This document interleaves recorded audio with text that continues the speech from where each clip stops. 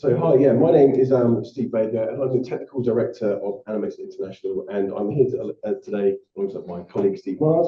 We do a whole variety of things that help to keep people protected and habitats connected all across the world. But today I'm going to talk to you specifically about wildlife fencing. Now, I know there are many of you in the room and online who are already kind of experts on this topic, but I'm well aware that there are also others in the room and online who this may be a completely new concept for or have no experience on this topic. So this is predominantly aimed at you. But obviously, for those who are well experienced in this, I still hope you can take something away from it. I'll be taking you through the majority of the presentation, and then my colleague Steve will be running a pop quiz at the end, so please don't fall asleep.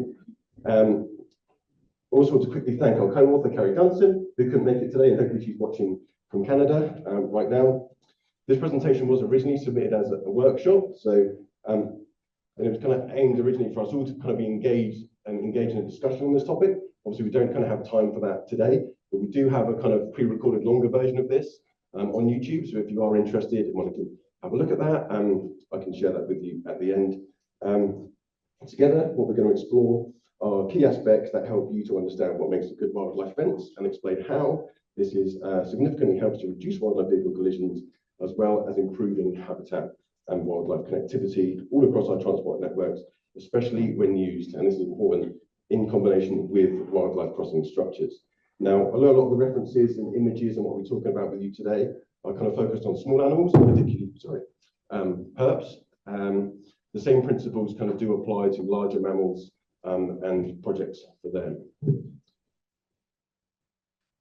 So it's widely understood that fencing is a key component to helping reduce wildlife vehicle collisions and also ensure that any wildlife crossing structures are effective. I'm sure this isn't new information to any of you. Without the use of fencing, though, to guide animals to these crossing structures, the likelihood of the structures being found is very low. And although wildlife fencing can be used in isolation to keep animals off of roads, again, this must be avoided. And any project considering wildlife fencing must include wildlife crossings to retain that valuable and important connectivity. Now, unfortunately, when people typically talk about wildlife connectivity projects, we obviously often focus a lot on the impact of the crossing structures, which is obviously fantastic and very important, but they rarely mention the importance or significant role that wildlife fencing plays in that success. So this is the key inspiration for the presentation today, and I just want to shine the spotlight on wildlife fences and help ensure any future projects that utilize wildlife fencing as a mitigation tool are obviously well informed and able to install the best fences possible. There are a lot of great wildlife fences out there, and here are some that I just featured on this slide, but there are also a lot of fences that maybe aren't so good. We're going to jump right in to help you understand how we can hopefully fix that. So learning from bad examples. Now, these are all photographs of fencing that have been used across the world to kind of protect wildlife. Now, you can quite clearly see that perhaps none of these materials are really fit for their intended purpose, but yet each fence would have been specified with the intention to control animal movement. Now, each design and material choice at the time of the project may have originally been chosen with the very best intentions of it doing that, but we've learned over the years that what was once thought to be a good idea, or perhaps a good material, has actually been proven to be ineffective. And we need to really start paying attention to material choices and also understanding animal behaviors when they come into contact with fences and start installing better fences. Unfortunately, many of the materials pictured here are actually still used today in various parts of the world for various different reasons on both temporary and permanent projects.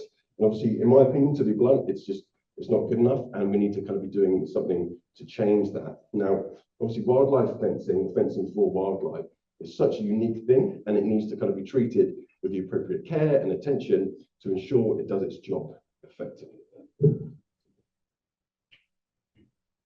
Now, although each of those previous examples were predominantly fences for reptiles and amphibians, people obviously also still argue that small animals are not a risk to drivers. Now, that is quite clearly incorrect. Now, small animals pose a huge risk to drivers. And for example, when we see this, and it's such sad news, but like a lot of people, particularly in Canada or areas where there are turtles, they stop along the roadside to help turtles across. And also many drivers swerve to avoid hitting small animals that can also cause obvious fatal or harmful collisions. And what these images basically highlight is that no matter how big or small, we need to be fencing for them all.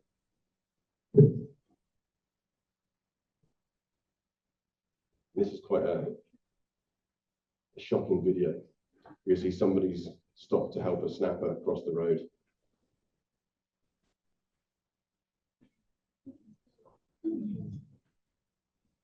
It's quite terrifying. Need to show it 3 times. But again, just to touch on a few hard-hitting facts I'm sure you're all familiar with, or if you're not, you will become to get familiar with these throughout the rest of this week.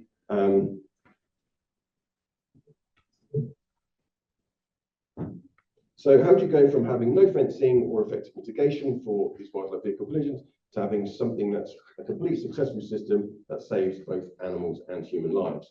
Well, the first thing you need to gather, and you'll hear this a lot, is obviously data. Now, data, as we know, drives mitigation, and without any data of where the conflicts or potential risks are, we don't have any reason to mitigate. And obviously, collecting the wrong data could also lead to incorrect mitigation measures being implemented, or lead to having good mitigation put in the wrong place. Now, to put it simply, the most basic types of data you need to collect to understand if any action needs to be taken. So obviously species data, so information on their biology, distribution, migration, vulnerability status, etc. And then what else is useful is obviously wildlife vehicle collision hotspots. Where are animals already getting hit, or where are there potential risks? You know, considering animal deaths per mile, proximity to important habitat, etc., etc. Now, there are various ways that you can collect or obtain this data. We don't have time to go into more specifics on this now, but there have also been efforts that have been made to obviously standardize the best type of data to collect and how to utilize that. But ultimately, whatever data you can collect is going to be useful in some shape or form.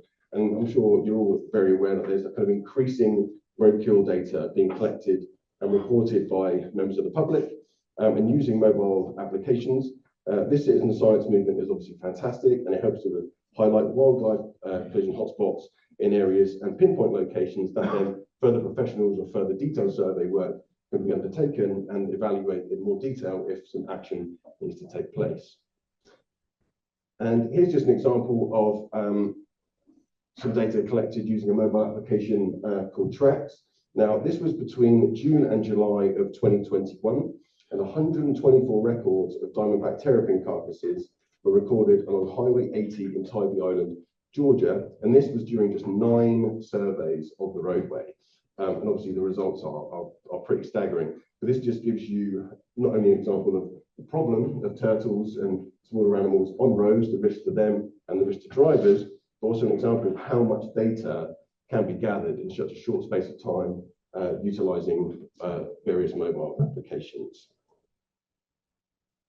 Now, moving on, every project needs an advocate or advocates, and every project obviously has stakeholders. So in an ideal scenario, the road agency or road owner will fill the role of the project advocate, as well as being the ones to identify the problem, gather the data, and then fund, hopefully implement and maintain that mitigation. Now, unfortunately, this isn't always the case. So in many situations, there's often an advocate, and they typically fill the role of the person or a group of people who kind of recognize that there is a problem and then start to gather the data. Now, these advocates then work to get the attention and support of stakeholders or people with power, and then any other key figures within that. And collaboratively, the advocates and stakeholders then develop a project together and then carry it through to the end. Obviously, roadside mitigation or anything does not come for free. So where does the money come from? So there are a wide variety of ways that projects can be funded. And obviously on any given project, there may be a mixture of sources contributing to the overall pot of money. So we obviously advise that you investigate absolutely any opportunities where you can gain financial support for your project. There's obviously the more money you have, it might seem obvious, the more opportunities, the more flexibility you have for how your project may be executed. And obviously, this is where your data and your continued collaboration is going to help you. And I can't stress the importance of collaboration being a key factor in any project. So now moving on to kind of the detailed design and installation, and the kind of big question of what makes good wildlife fencing design. Now, often this aspect of a project is where things fall down, as fencing, as I mentioned before, can be kind of overlooked, and despite people's best intentions, the design, materials, and installation of the fence might not be as good as it could be. Now, this is not everything that needs to be considered, but we believe it's the kind of 4 key factors that will get you on the right track to better wildlife fencing. So first off, we have location. As I said before, if you don't know the best location for your fence, then you need to, because this is where your initial data will help with your planning, and fencing location takes into account a variety of things really. So a good starting point is to utilize your wildlife depopulation data along with your local species distribution data, and then if you put your fence in a place where there is no risk, this can obviously be a big waste of time and money. Also, other things to consider are roadside zones. Some roadside zones, particularly for turtles, are key habitat areas for wildlife. Many turtle species use embankments or roadside verges to nest. So if the fence location does not include these important habitat areas, then you could be adversely hindering species' ability to reproduce without really realizing it. Considerations should also always be made to see if adjustments could be made to existing guardrails or roadside fences, because that will save you a lot of time and money if they can be adapted. How much fencing do you need? This again, unfortunately, is often hindered by budget, but it should always be based on your data to ensure that the fence covers enough of an area to exclude and direct the wildlife appropriately, and also ensure you don't fence areas that you don't need to, as I previously mentioned. And finally, fence ends. And you'll probably hear this mentioned a lot of time this week, is unfortunately fences have to come to an end. So ensuring there is some adequate turnarounds or terminations of the fencing to a crossing structure is obviously important. In the event that the fence does come to an abrupt end, one-way escape features should be added. So if an animal does make its way onto the road, it's able to escape safely back into the habitat. Now, moving on to materials. Now, there are many different materials you can use to make your fence, and understanding what works best for your scenario is key. As I mentioned earlier, unfortunately, there are a lot of materials that are used for wildlife fencing that are really not up to the task. Many of these are kind of mesh materials or wire materials made from either plastic and metal, and they may not have been originally designed for the specific purpose of excluding animals or encouraging them towards crossing structures. Now, many of these materials have historically been selected purely just because they are cheap and easy to get hold of. Some of these suboptimal materials include hardware cloth, wire-enforced mesh, silk fencing, etc. More optimal materials include solid and opaque barriers, particularly for herbs, made up of small kind of mixture of either metal or recycled plastics or timber. There is also growing evidence that solid and opaque barriers are best, as it seems to provide a sensory barrier to wildlife. It not only prevents them from interacting with the fence by scratching and climbing and such, but actually helps encourage movement and directs them towards crossing structures faster than see-through or transparent materials. You should also obviously consider the durability of your fence to ensure that it's going to withstand specific impacts like vegetation maintenance, snow loading, and so on. Because lightweight materials may be cheap, but they obviously won't last very long. And then moving on to dimensions. So the height, the design, and the configuration of any fence can obviously vary, and there's a lot of variation in this. But different heights and shapes of fences can obviously be better for different species and different scenarios. So there are various resources out there that provide details and recommendations on this. And this is a table that I've just taken from the best management practice and technical guidance that were published by Caltrans in 2021. And as you can see here, they kind of make up recommendations for different heights for different animals, and then even different heights for different size animals of the same kind of group. We then have obviously considering installation. So if your fence does not get installed well, then it's not going to work. You can kind of gather as much data as you want, get all the support you need, have all the money in the world, but if it's not installed correctly or it's installed badly, then it's not going to protect the wildlife or the people as you intended. So contractors are becoming, in my experience, more and more aware of fencing specifically for wildlife. But again, it's still such a new and niche thing for them. So always assuming that the contractor has never installed a fence like this before, and provide as much information and training as you can to kind of help them and the project. If possible, we recommend educating the contractors about the target species, because if they seem to understand the reasons why they may be working on a project, they may be more inclined to just go that extra mile. This list here is more of a kind of step-by-step guide and not a kind of complete list of things that need to be considered when you're installing the fence. But if you're going to take one thing away from this, is start at the crossing and work backwards. Now, when the goal of your fence is to guide animals to a crossing structure, if you want to make sure that that connection at that point is absolutely perfect. Now, often in my experience as well, contractors can treat the crossing as the end point, so then would work towards that. And then a connection may run out of materials, or timing may kind of wane and things like that. So you want to avoid that, because if you could quite easily end up with spending all this time and money to have a fence to guide wildlife towards a crossing structure, then you have a gap and you end up with roadkill and collisions right at the point where you've kind of designed a specific safe crossing point for that wildlife.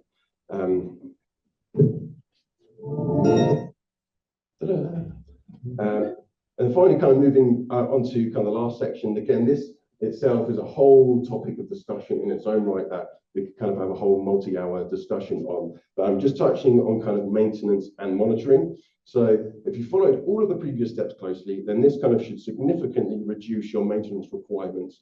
But however, obviously no fence or project is maintenance free. Now, preferably all inspections and maintenance work should be incorporated into your standard kind of right-of-way maintenance activities. And then obviously training should be given to all staff to make sure they understand the nuances of specific wildlife fences. We then recommend looking out on addressing the things on this list as kind of some obvious ones as part of just like an annual or seasonal routine walkovers. And again, I wish we had more time to delve into this, but we have produced a maintenance checklist along with a kind of comprehensive list of other specifications and step-by-step installation guides in a document that some of you may have seen before, known as the Wildlife Fencing Guide. It kind of looks a little bit like this. Now, this kind of exists as like a digital document that allows us and others to update it as soon as new information on this topic becomes available. But we do have some physical copies here if you wish to take one. We've also prepared a specific DOT fencing guide that we've prepared specifically for this conference, which kind of looks a little bit like this. And again, please come and find us afterwards or swing by. We've got a stand downstairs in the exhibit hall where you can pick one of these up. And the idea behind these documents is to basically ensure that everybody working on a project from the start right through to the end has kind of well-informed references, drawings, and guidance at every stage of the project to kind of get the best chance of installing and designing the best fences we can. And then before we open up for some questions, really, ultimately, and again, monitoring. If we don't know how things are working as we intended, how do we know if it is having an impact or even if we need to change anything? So if it's working, then great, but could it be better? If it's not working, then we need to understand why and then be willing to adapt and improve. And again, just like we're all doing this week, I can't stress the importance enough of sharing your story. No matter how good or how bad your project may be, information sharing is so key, because without that, nothing progresses. And these are just some examples of some kind of good news stories. And that's it. So yeah, thank you very much for your time. Any questions?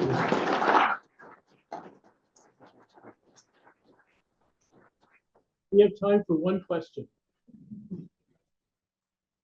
Yes. Yeah. Back to the early piece of your presentation, you mentioned the roadside habitat and working with existing guardrails and whatnot. Yes. But sometimes it can be detrimental. Can you just give us a little more explanation of how there could be times where you might do more parking?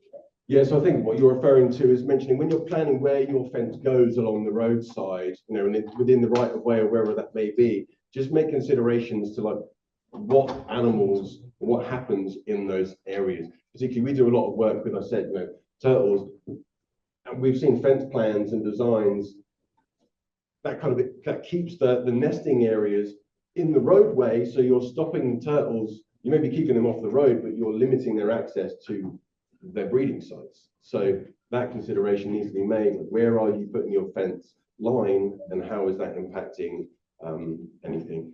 And then mentioning kind of existing guardrails and things like that, or existing infrastructure on the roadway makes life easier. Again, I'm doing a presentation on Thursday about adapting guardrails to have specific features on them to help particularly small mammals, because wetland areas, there's often not a lot of room to put a secondary fence for wildlife.